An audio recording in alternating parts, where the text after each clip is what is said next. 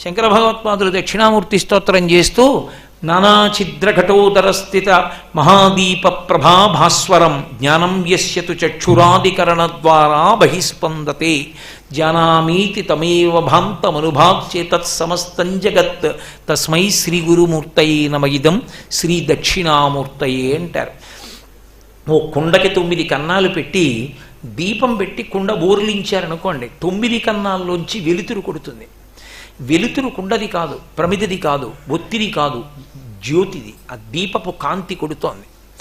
అలా ఈ ఇంద్రియములన్నీ కూడా శక్తి ప్రసారం చేస్తాయి, చేసి అవి జ్ఞానమును కల్పిస్తుంటాయి.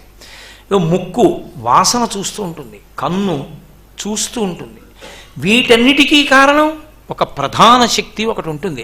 ఆ ఆదిశక్తి ఏది ఉన్నదో అది ఆయా ఇంద్రియములలోకి వెళ్ళినప్పుడు ఆ ఇంద్రియం ఆ పని చేసేట్టు చేస్తుంది. అయితే మీరు నన్ను ఒకటి అడగచ్చు, ఆ శక్తి బలమే కదండి కంట్లోకి వెళ్ళినప్పుడు కన్ను చూడకపోతే చెవిలోకి వెళ్ళినప్పుడు చెవి చూసేట్టు చెయ్యొచ్చు కదా అని.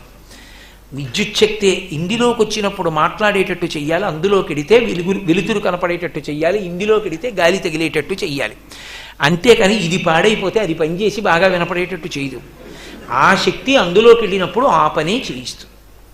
అలా లోపల ఉన్న ఒక్క శక్తి ఒక్కొక్క ఇంద్రియంలోకి వెళ్ళినప్పుడు ఒక్కొక్క పని చేయించి జ్ఞానేంద్రియ సంఘాతము పనిచేసేట్టు చేస్తుంది.